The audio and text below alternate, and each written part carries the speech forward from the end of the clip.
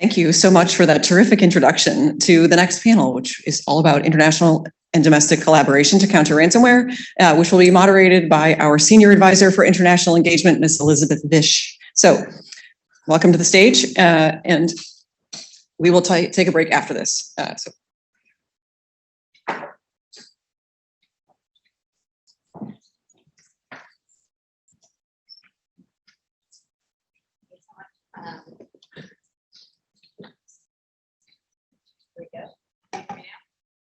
No. Okay. There we go. Gave it a second. Excellent. You might need to slide yours on. Excellent. Well, thank you so much. I am really honored to be able to moderate such a great panel following some really excellent speakers, especially Ms. Newberger. So I'll go ahead and get started with a first question to our panelists. I'm going to start by introducing Patrick Hallinan. He is the Minister Counsellor for the Department of Home Affairs at the Australian Embassy here in the United States. We'd love to hear a little bit more about the work that Australia is doing in the International Counter-Ransomware Task Force, what your priorities are, and a few next steps. Anything you can tell us. Thank you very much. Just give it a second. Turn it on and then. Yeah, now try. Now try. Okay, you can hear me now? Thank you very much. It's a pleasure to be here. And I sort of, as I was listening to Anne talk and make her comments, I thought she's stealing all of my thunder. She's, she's talking about all of the amazing things that are happening. Look, a couple of observations, which again, I'm going to echo a number of the things that Ms. Newberger said. First and foremost, Australia very much sees value in leaning into international efforts to counter ransomware. We have a first-hand lived experience of dealing with cyber attack. We've had some very significant cyber compromises in the last sort of 9 months or so. They've fallen into the category of either ransomware or cyber extortion. And by that I mean probably the distinction being the capture of personal identifying information, and we're going to do the following things with that information if you don't pay us money. So we've had some quite substantial sort of watershed moments. We've cared about cybersecurity for a long time. We're currently in the process of writing our third cybersecurity strategy since 2016, and that reflects the nature of the evolving challenge that we're confronting. But when we had the opportunity to lean in through the CRI initiative, we grabbed that with both hands. So we are sort of technically leading, if you'd like, in providing secretariat for the International Counter-Ransomware Task Force, but really important to note that there's some excellent work being driven in that construct by other nations. Really what it's seeking to do, if you'd like, is provide that opportunity and the forum through which best practice can be shared. We talked and heard before, and both earlier panels and Ms. Newberger discussed the international aspects of this challenge, the multi and often multi-jurisdictional response that is necessary to these challenges. So I think about Hive, and I think the UK, the US, Germany, and the Netherlands. It's their challenging, complex issues which require sort of coordinated responses. So what we're seeking to do and progress through the task force is to provide the forum through which best practice can be shared across countries around targeting frameworks. Information sharing can be better facilitated. Information to the CRI more broadly on major disruptions can be better facilitated. And to examine and take forward opportunities for better engagement with the private sector over time, because the simple fact of the matter is, as with all cybersecurity issues, more often than not, the private sector are the first people to spot it and generally best placed to remediate. So I think sort of in a nutshell, there's some of the immediate priorities for us in the CRI task force. Thank you so much. And that's the perfect segue to our next panelist. Megan O'Neill is a principal security architect at Amazon Web Service. And Megan, I wanted to talk, we've seen a lot of progress over the last 2 years, including outside the United States. And at the same time, the threat actors keep pushing ahead to keep their profits flowing, innovating in terrible ways. Can you talk a little bit about the trends you're seeing in the expanding threat landscape, especially as relevant for clients that are outside of maybe Western Europe and North America? What should they be thinking about when they want to defend themselves from ransomware attacks? And what are the best practices that they can put into place? Yeah, is my mic on? Okay, great. First of all, thank you for having me. It's a pleasure to be here. This is something that I've specifically focused on at AWS for the past 3 years. And And, it's a big topic and we want to make sure our customers are prepared and they're meeting their strong cybersecurity requirements and guidelines and shoring up protections. So I think, just some of the reports that we've seen, right? The Sonic Wall Defense report that came out earlier this year is saying that in 2020, US ransomware attacks were trending up. 2021, they were also trending up. And 2022, they were actually starting to trend down. But across the international landscape, of course, trending up. So I think, as we heard earlier today, there's been successful takedowns. And I think that's made huge progress. But we also need to give credit that folks are taking ransomware serious, especially in the US and across borders as well. So I think, we need to give customers and security teams credit for all the work they're doing to prepare. And especially the IST, the IST blueprint for ransomware defense that was released has done a lot for small or medium businesses that maybe have smaller security teams that need to work on how they address and protect themselves from ransomware. So I think, a lot has come out as far as how to protect, your organization from ransomware, and big steps have been made. But internationally, I think, we have more we can do, right? And I think so, one of the items AWS is currently working on is an AWS blueprint for ransomware defense, complementary to the IST's ransomware defense. And that's going to come out in a couple of weeks here. I'm very excited about that. My team's been working on that for several months. And we need to take that and translate it so that customers in other regions and countries can be successful in that implementation and protecting themselves from ransomware. And I also think, information sharing, cross-border information sharing can really, really help. I think there's threat intelligence, vulnerability data, attack techniques where we're sharing this information across borders. It's really going to help customers with their capability to protect themselves and respond to ransomware events. Thank you so much. With that all, speaking of cross borders, I'm going to turn to Chris Painter. As with Jay, Chris was my first boss in the cyber world, so we go way back. Chris is here wearing two hats. First, he is one of the ransomware co-chairs, Ransomware Task Force co-chairs, and he is also the president of the Global Forum for Cyber Expertise Foundation. So thank you, Chris, for joining with Hat Switch. I wanted to start, can you tell, the GFCE has members across the globe. I believe over 100 countries now are part of the GFCE. Can you tell us a little bit about the progress that GFCE members are making towards prioritizing ransomware and taking steps to combat cybercrime in general? Yeah, let me start, and it's good to see you all again, many friends in the audience too. And I think it's a good, I want to start though by just congratulating Ann and the White House team and what they've been able to achieve in the last 2 years. When we started this Ransomware Task Force report, which is now about 2 years and 6 months ago, when Phil Rainier called me and others and Michael Daniel and others, one of the concerns we had was this would just become shelfware. It would be another report that you wrote and no one would look at it. And there were obvious reasons, colonial pipelines and others that John mentioned that triggered that to be much more front and center. But one of the number one things we said in the report was, this is not a one-off. This is not something you can fix really quickly. Governments are great at doing things really quickly and then moving on to the next bright, shiny thing. I know that because I was in government a long time. Because it's easier, right? It's harder to prioritize long-term a problem that seems at first intractable, but then you need to make progress against incrementally, and it really requires, and across a whole range of different efforts. So I certainly commend Australia for the work you're doing, commend all the members of the Counter Ransomware Initiative, and the U.S. for really keeping, and look, I was skeptical. I didn't think the U.S. would be able to keep the heat on. I didn't think other countries would, and they have. And that alone is a major success. That this hasn't dropped off the front pages, and I think that's important. The GFC, as Elizabeth mentioned, it's a multi-stakeholder group. It's countries, it's civil society, it's academia, it's a lot of companies as well, including some in this room, and Palo Alto, for instance, and Microsoft. And so, it is an ecosystem that looks at capacity building. And of course, as you'd expect, there's a range of activity of those members. Some are much more advanced in thinking about this, some are not.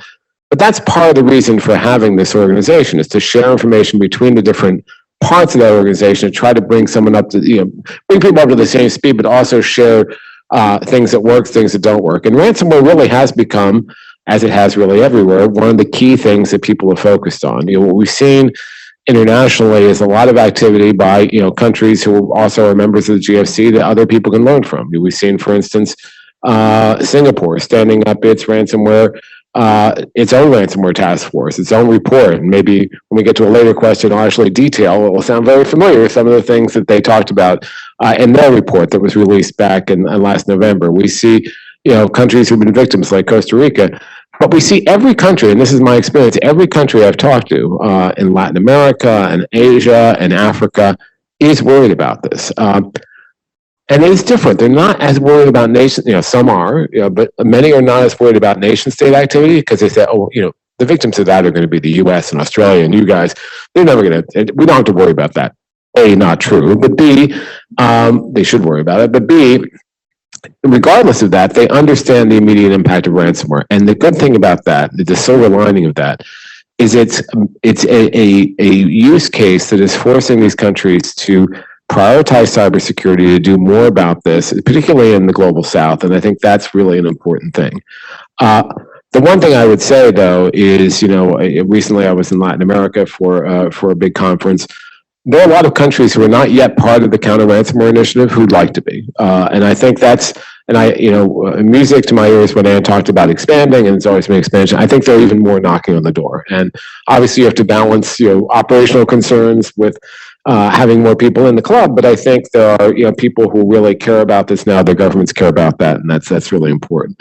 And we certainly have seen, this is in the ransomware task, the report we released this morning. And if you look at the couple of footnotes, footnote 1 and 2, it talks about increased activity, particularly in Latin America, increased activity in the ASEAN region. And that's true. It's not limited to those two areas, but we're seeing a real increase there because with ransomware, it's not just the big countries. It's wherever the money is. It's wherever there's an opportunity because it's still far too easy. And they'll target the weakest links, the countries that don't have good infrastructure, don't have good law enforcement, don't have good rules and policies in place.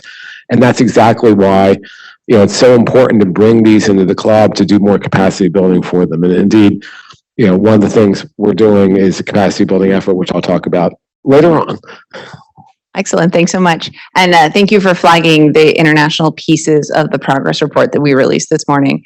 It's definitely an area that we are focused on at IST and within the Ransomware Task Force. So looking forward to supporting governments that want to make progress. And I should just note, one of the things that hasn't been mentioned, I don't think today, was the ecosystem, the payment ecosystem, mapping the payment ecosystem. And that was released by IST. That's a really valuable document, but it also shows the transnational nature of this and why we need to focus on this. So that, if you haven't looked at that document, look at that document too. Just don't look at the report, look at all the supporting stuff. That's an important one. Thanks so much. Patrick, turning back to you, it's really exciting to hear about all the great work that the CRI is doing. And I was particularly excited to see when Australia announced the launch of the International Counter Ransomware Task Force, the emphasis really on practical, taking policy ideas and implementing them in practice within the CRI membership. Can you tell us a bit about the ways, I particularly want to pull on the thread of exchanging cyber threat intelligence and building up the practice of exchanging between CRI members. Can you tell us a little bit about how that's working or how it is envisioned to work? Because I know you're just getting started. And also a little bit about how the private sector is contributing to that process. Certainly, yeah. So, I think, and Anne touched on this in her remarks, 3 weeks ago in Belfast, there was in the sidelines of UK Cyber Week, there was a meeting of the task force. That was a joint meeting with the policy pillar, and the policy pillar under CRI is led by the UK and Singapore. The reason that's important is it recognises the importance of making sure that the policy work is influencing the consideration of operational responses. A couple of observations I'd make. I think the task force itself is not really designed to direct operational activity. It's very much respectful of different accountabilities and different authorities in different jurisdictions, but it is one of the really important elements of the task force is that information sharing. It's that ability to demonstrate through case studies, through practical examples, through practical evidence of operational disruption that has worked well, to share that, to offer that up and develop other sort of tools and toolkits that can help countries to both respond and undertake their own sort of disruption activities. Again, I said at the beginning, I felt like Anne had said a lot of the sorts of things that I at least wanted to touch on. She used the phrase muscle. From my perspective, and touching on Chris's points, the sort of the buy-in internationally in the CRI has been really, really impressive. The fact that there are more countries that want to grow is really, really impressive. As Anne touched on, it's also a lot easier for a broader range of countries across the world to say, we don't like criminals. We don't like crime. It doesn't enliven some of the other sensitivities that are occasionally enlivened when you're thinking about state-based activity or more directly obvious state-based activity. So I'm really optimistic that, as you say, we're sort of, Elizabeth, it's sort of at the beginning of the journey, but I think effectively it's providing and will provide an excellent forum, I think, for that information sharing with a broader group of nations. There's 25 members at the moment of the CRI task force. It's a really good starting point. There is some excellent work. It's a mix of policy and operational agencies that are involved in those members. And I think what it's going to provide over time is a really, really useful resource through which practical information can be shared, whether it's tactics, techniques and procedures that we're observing from the adversaries, or whether it's tactics, techniques and procedures that we can apply against the adversaries. I think it's Italy is leading at the moment some work around mapping different accountabilities across jurisdictions. It's really, really important because when you think about what an operational response might look like, there are certain powers that Australian agencies might have to act in our jurisdiction, and there'll be other powers that other jurisdictions have that they can apply. And the more that that's well understood, it doesn't replace the really important operational relationships that rightly exist between operational partners. But I think it's a really useful resource base to support and assist people to think more creatively about how they might apply those various tools across different jurisdictions to really take the fight up. So I think, I'm quite optimistic, and I was asked a similar question last week at the RSA, and put most simply, I think the thing that I'm, most impressed by and see most value in is we're starting to have the right conversations as an international community about the things we need to be talking about. And that's really, really useful and really, really helpful. Unquestionably, one of the next steps that we need to sort of do more thinking about and definitely kind of take forward is the engagement with industry. It's the engagement with the private sector. Because as I said, we such important operators within the ecosystem more broadly, but also just the intelligence and insight and knowledge and response capability that's resident outside government is fundamentally important to response here. That is a perfect segue for my question to Megan about reporting. One of the things that IST and the RTF International Engagement Working Group is looking at is reporting requirements, both reporting nationally requirements as well as voluntary reporting. Can you talk to us a little bit about the reporting requirements faced and the importance of harmonization and sort of synchronization between those? Yeah, definitely. I think, I think we need to, customers are challenged with, different reporting requirements across different countries, whether it's 6 hours, 72 hours, 24 hours, it's a fast turnaround. And so if you're dealing with an event like a ransomware event, it's going to take some time to analyze what's even happening, right? So I think,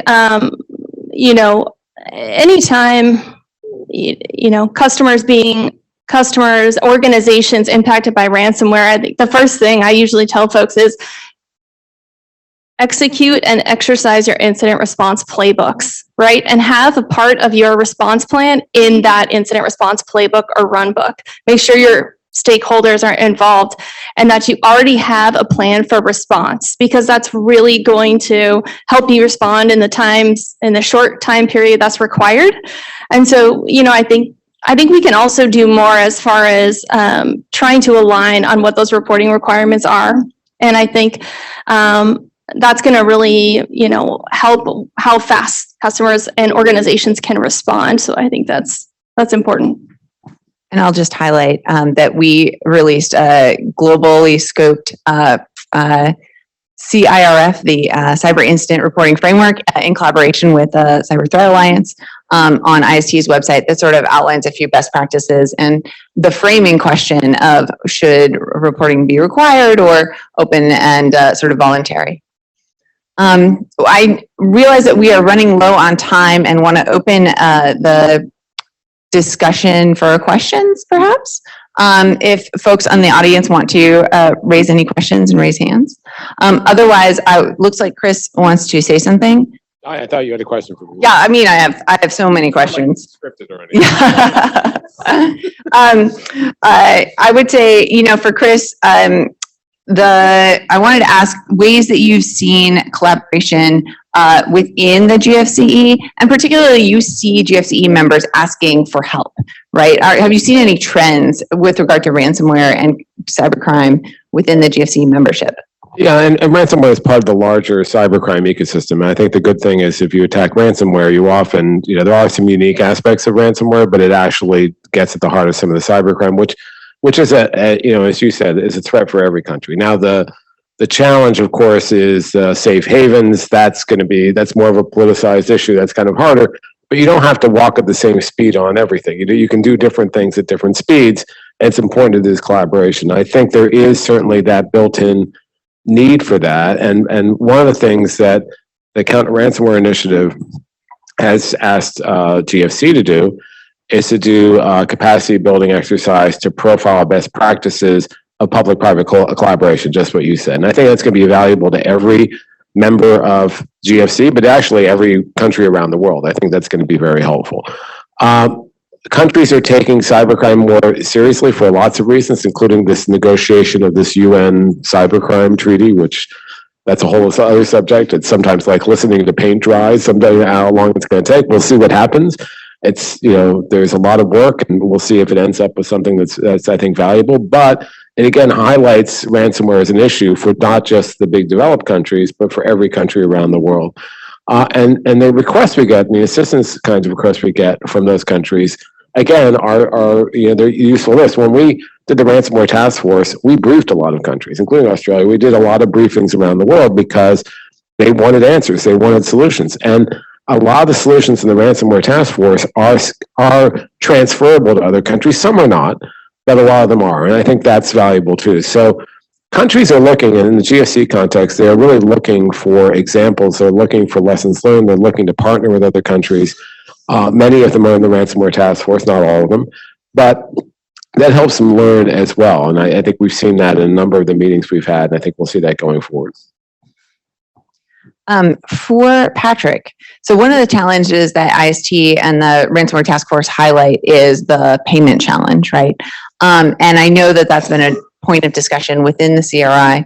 I was wondering if you could tell us a little bit about Australia's views on next steps and best practices for helping make ransomware less profitable, implementing AML, CFT, and others, sort of drawing a little bit on some of the discussions we heard earlier with Treasury Undersecretary Nelson. Happy to. I might steal something that Marshall said in that panel as well, which is probably my views as opposed to official Australian government views. So at the moment, and the main reason for that is we're currently in the process of developing the next cybersecurity strategy. It's going to look at issues to do with ransomware. And I think if you're going to look at issues to do with ransomware, you need to look at things like insurance. You need to look at things like payments.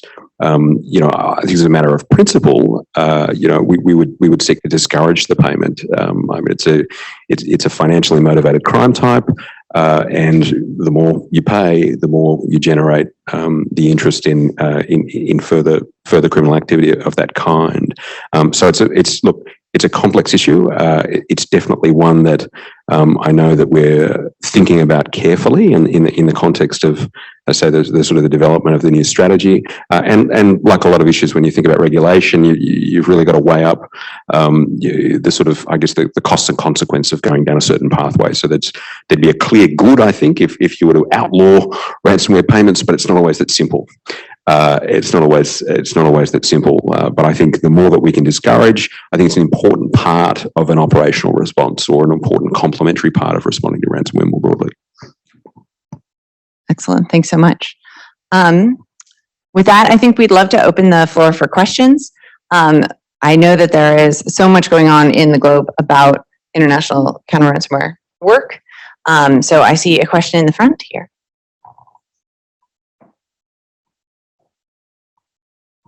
I feel like I'm hogging all the questions. I hope that's okay. I'm wondering if what the panel's thought is on whether or not we need kind of a new designation for how we define ransomware actors, because taking out whole countries, taking out hospitals, I realize they're not nation state actors, but they're carrying out nation state activities, but we tend to be operating within the criminal justice code for how we deal with them. And I wonder if there's another designation that we could use that would allow us to take even more aggressive actions. I don't think you need to code it differently. I think countries have a range. Like, I used to be a prosecutor, used to be a lawyer. I used to see every aspect of this, and I'd say countries can choose. I mean, they can treat it as a criminal justice matter in certain circumstances, and there are advantages of that, and there are mechanisms for that. They can also treat it as a national security matter, as the U.S. and Australia have. There's a range of disruptive things you can use.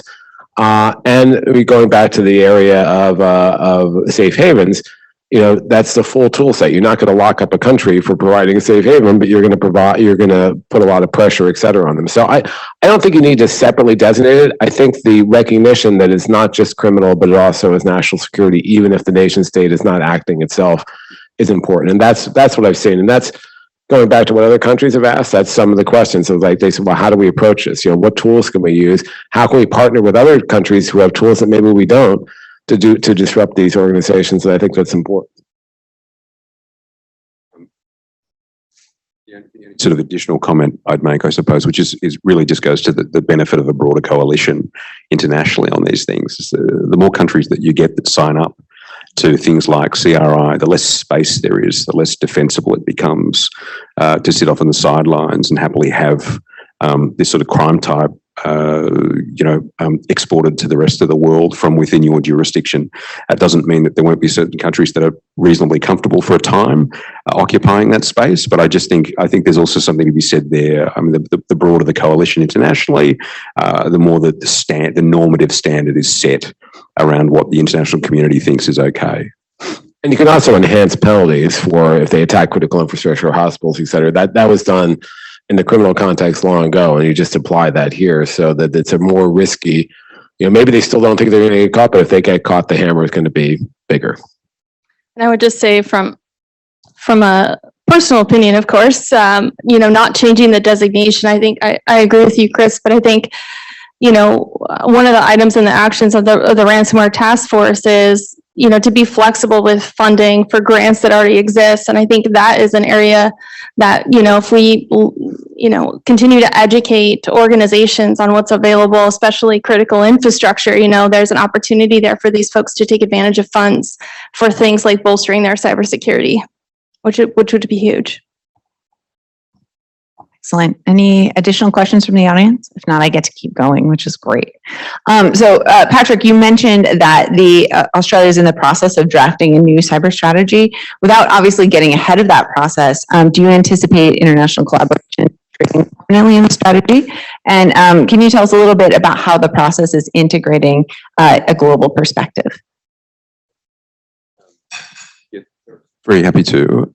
So I said we had a cybersecurity strategy in 2016. The former government updated that in 2020 because the world was changing. We needed to do more. The government's now formed the view again, which just goes to sort of the rate and pace of cyber challenges that we confront, that it's necessary to do another strategy now. International collaboration is fundamentally important. So in Australia's context, the CRI is one example. We obviously work with our American, Japanese and Indian friends through the Quad. Cybersecurity is a very prominent part of the work that we focus on in the Quad. When I think about it from a telecommunications security perspective, we've happily worked with a broad range of partners internationally through things like the Prague proposals. International capacity development is again really, really important to us. It's really important to us both sort of unilaterally, if you'd like, in terms of thinking about how we can be good citizens, particularly within our immediate region, but not just within our immediate region, and how working with partners through the Quad or other constructs, lifting cyber resilience across the sort of our immediate region and worldwide is actually, it's broader good. It's not purely altruistic. We benefit from that as well because of the interconnectedness of the ecosystem. So, we've just gone through a public consultation process. I think we received roughly 310 submissions as part of the sort of submission process into some of the framing questions that we're thinking about in terms of the strategy. But I guess two sort of additional observations I'd make. We now have, for the first time in Australia's history, we have a dedicated cabinet level minister who is the Minister for Cybersecurity. So my minister is the Minister for Home Affairs. She is also the Minister for Cybersecurity. We've previously had ministers with cybersecurity responsibilities, but not at cabinet level. And within our foreign affairs portfolio, so Department of State sort of equivalent, we have an assistant minister for cybersecurity, and that assistant minister is very heavily focused on what we might do regionally. The one final point, because I'm conscious of time and I love to chat, that I would make is when we think about things like I think about this often in terms of the Quad, right? So the Quad isn't just about the four countries. The four countries are sort of a convening group that gets together to think collectively about challenges that we share. But there's an opportunity through things like the Quad, through constructs like the Quad, through the CRI, to be demonstrating and offering alternatives or best practice models to countries that don't formally fit within the grouping. I think that's something we also take really seriously. So when we think about work that we want to pursue within the Quad, it's not just what might India, Japan, Australia, and the US do for themselves. It's really about what might India, Japan, and the US do for other countries in areas of importance to us. We were at IST really excited to see the Quad Cyber Challenge, which we considered to be in part an answer to one of the recommendations in the report, which was do a sustained public awareness campaign around cyber challenges and specifically ransomware. So that was very exciting for us to see. Chris, I'll just, I guess actually we've been told that we are about done. So thank you all very much. Hang on to now. There we go, Chris. Sorry. Thank you to everyone. Thank you so much to my panelists for great conversation and looking forward to continuing to chat. Great.